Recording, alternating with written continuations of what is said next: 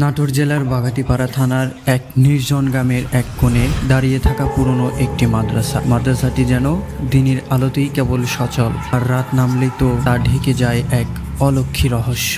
দিনের বেলায় স্বাভাবিক মনে হলেও সন্ধ্যার পর এই মাদ্রাসার চারপাশটা যেন একদম বদলে যায়।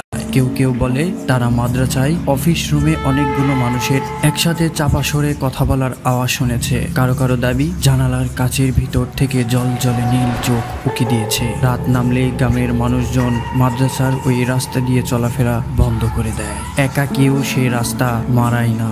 অবশ্য আমি এসব তেমন একটা বিশ্বাস করতাম না, যতক্ষণ না পর্যন্ত নিজের পরিবারের এক সদস্যর জীবনে এমন কিছু ঘটে যা চোখে আঙ্গুল দিয়ে দেখিয়ে দেয় সবটা কেবল গল্প নয়। আমার ছোট চাচা একদিন রাতে অফিস থেকে বাড়ি ফিরছিলেন। হঠাৎ বৃষ্টি শুরু, ছাতা ছিল না, তাই দ্রুত ফিরতে শর্টকাট হিসেবে মাদ্রাসার পেছন রাস্তা ধরে হেঁটে আসছিলেন।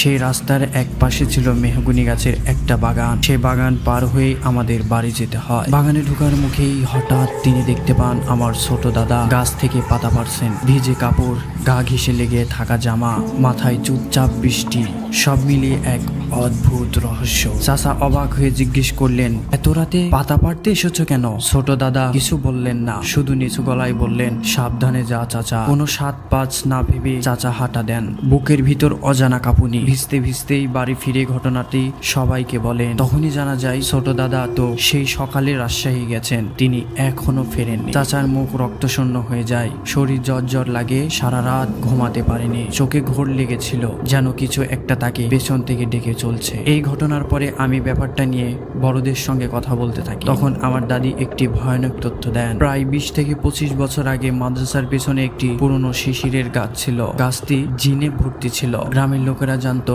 সন্ধ্যার পর ওই গাছের ধারে কাছেও যাওয়া চলবে না। কিন্তু একদিন কোনো এক কারণে গাছটি কেটে ফেলা হয়। সেই গাছের বাসিন্দা জিনেরা গৃহহীন হয়ে পড়ে। তারপর তারা চলে আসে মাদ্রাসার ভিতরে। এরপর থেকেই মাদ্রাসায় শুরু হয় অদ্ভুত সব ঘটনা। রাতে বেলা জানালা দিয়ে নীল চোখের জল জলে দৃষ্টি, হাওয়ায় চাপা স্বরে কথা। কেউ কেউ কক্ষ থেকে ভোরের দিকে বের হয়ে এসে অসুস্থ হয়ে পড়ে। মাদ্রাসার শিক্ষকরা বহুবার কবিরাজ দেখেছেন, কেউ পানি পড়া দিয়েছে, কেউ ধূপ ধনো। শেষবার যে কবিরাজ এসেছিলেন তিনি এক রাতে পুরো মাদ্রাসা ঘুরে বলেন, এখানে 30টির বেশি জিন আছে, এরা খুব শক্তিশালী, এদের এখানে থেকে তাড়ানো সম্ভব নয়, তবে তারা কারো ক্ষতি করবে না। তখন থেকে সবাই জানে এই মাদ্রাসায় কিছু আছে, কিছু একা নয়, অনেক। তাদের চোখ, তাদের উপস্থিতি, তাদের নিঃশব্দে পাহারা দেওয়া, সবকিছু এক অদ্ভুত নিয়মে চলে। তারা সত্যি আজ পর্যন্ত কারো ক্ষতি করেনি, তবে তারা আছে সেখানে অন্ধকারে পাহারাদার হয়ে।